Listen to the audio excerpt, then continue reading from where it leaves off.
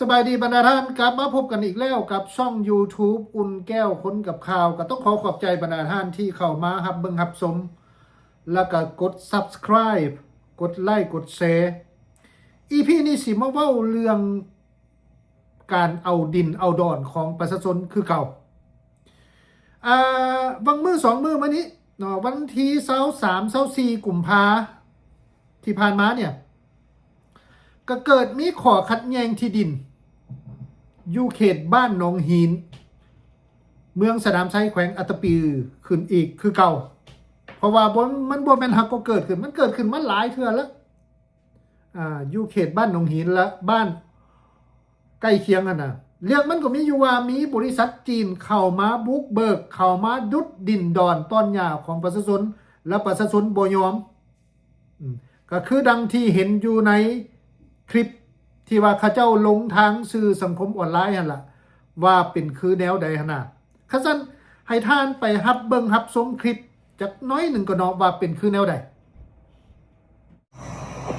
เพื่อนไม่รู้ที่ได้ชีวิตมันเหรอมันบอกคือๆเลยนะก็โลกรู้ไหมสิ่งนี้ก็มาท่านเลยแท้แค่ท่านเลยไม่บอกอีสังอันนี้มาท่านเลยอีสังเอาดูนะ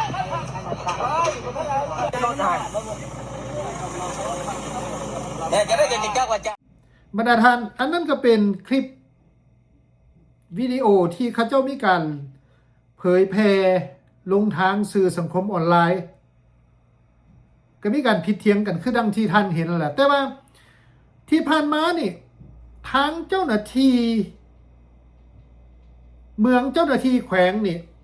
กับพยายามเข้ามาไกลเกลี่ยในส่วนของเจ้าหน้าที่แล้วกะว่าได้มอบดินดังกล่าวนี่ให้บริษัทเข้ามาสัมปทานเพื่อมาเห็นหยังฮู้บ่บรรดาท่านเพื่อมาปลูกต้นไม้ฟื้นฟูป่าไม้และปลูกไม้ให้มากเป็นสินค้าส่งออกเพิ่นว่าน่ะสิจังได๋ก็บ่ฮู้อันนั้นคือนโยบายของแขวงเพิ่นว่าอันที่ผ่านมาได้อันข้อมูลตัวนี้แต่ปีพูน2023พูนอันเจ้าหน้าที่เพิ่นยืนยันในช่วงที่มีการผิดเถียงกันแต่ปี2023พูนแล้วเจ้าหน้าที่ก็ออกมาแก้ข่าวว่าที่ดินดังกล่าวได้มอบให้แก่นักลงทุนไปแล้วเพื่อมาปลูกไม้ฟื้นฟูป่าไม้และปลูกไม้กสิกรรมผลิตกสิกรรมเป็นสินค้าหั่นน่ะในนั้นอาจจะมีปลูกกล้วยบ่ปลูกทุเรียนบ่เอียงก็ว่าไปอันตามโครงการของเพิ่นแต่ว่าจนมาถึงปัจจุบันนี้ก็ยังบ่เกิดว่าเพิ่นมีการให้สัมปทานแก่นักลงทุนไปแล้วนักลงทุนสิปลูกไม้เพื่อฟื้นฟูป่าไม้มันก็ยังบ่เห็นไม้จากต้นในตอนนี้หั่นน่ะอิงตามข้อมูลจากประชาชนแขวงอัตตปือหัน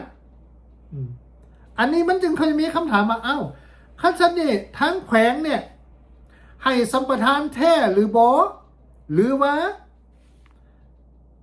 ขายดินให้จีนเลยอันนี้มันเป็นสิ่งที่สำคัญเห็นบ่บรรดาท่าน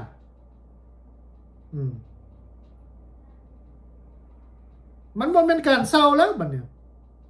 มันเป็นการขายดินให้จีนเพราะว่าข้อมูลที่ผ่านมาอีกในแง่หนึ่งก็คือว่าเจ้าหน้าที่อำนาจการปกครองบ้านและอำนาจการปกครองเมืองได้มีการเซ็นขายดินให้บริษัทจีนเป็นที่เรียบร้อยแล้วหลายตื้อดอลลาร์พูดนับแต่ก่อนหน้านี่ปี2000ก่อนปี2023จะหวนคืนไปปี2022หรือ2021ไปเจ้าหน้าที่บ้านและเจ้าหน้าที่เมืองนี่ได้เซ็นขายดินให้นักลงทุนจีนให้บริษัทจีนเป็นที่เรียบร้อยแล้วฮูบกับมีบรรดาทานเอาเบิ่งฮูบที่ว่าทางเจ้าหน้าที่เมืองและเจ้าหน้าที่บ้านนี่ขายดินให้จีนแล้วจีนนี่มาจ่ายเงินถ่ายรูปมีนี่เห็นบ่อันนี้ท่านสังเกตเบิ่งรูปบ่เนี่ยข่อยอินเสิร์ตรูปขึ้นมาใส่อันนี้รูปนี่ข่อยได้มาจากเจ้าหน้าที่ กวดกาทานหนึ่งอยู่แขวงภาคใต้ ที่ว่าเพิ่นเคยลงไปเฮ็ดเวียกไกลเกลียเรื่องปัญหานี้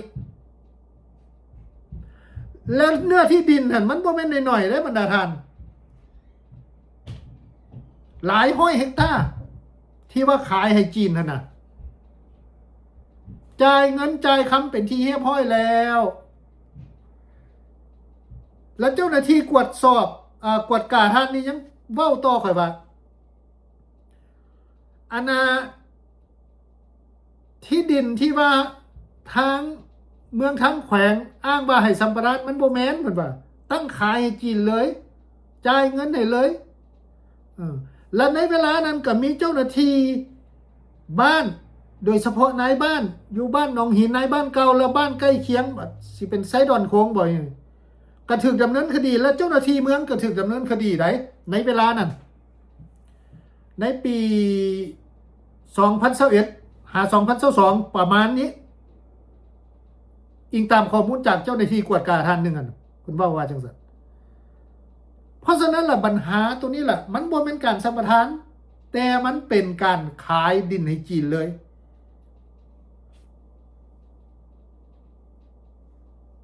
เป็นไปได้บ่ที่ว่าทางเจ้าหน้าที่แขวงอัตตปือนี่สิบ่ฮู้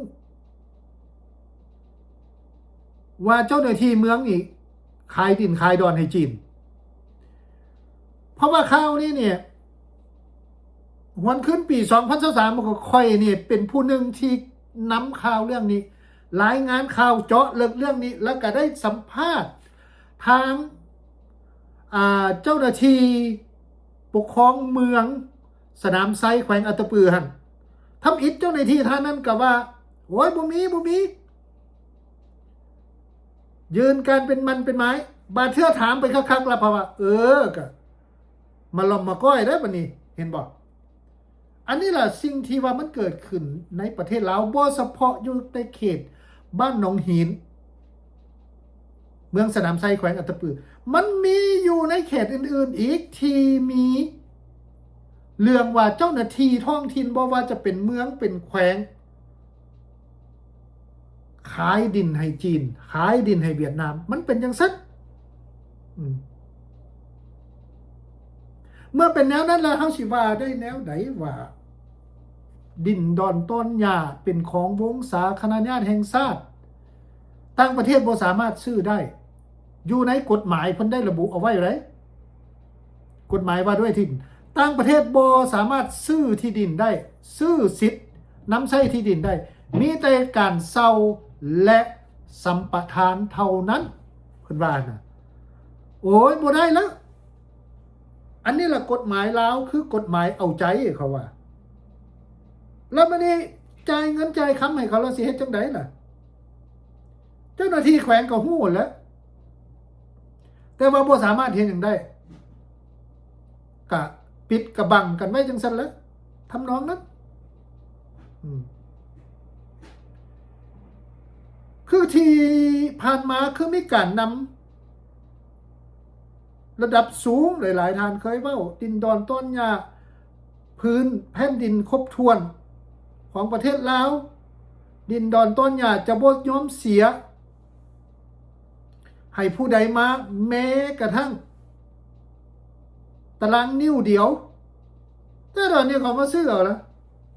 เขามายึดเอาละสิบ่ว่าจังได๋ล่ะสิบ่เสียจังได๋ขายดินกินมันก็เป็นสิตั้งหยังกับการขายซากกินคันว่าล่ะมันก็ยากอยู่ได้บรรดาท่าน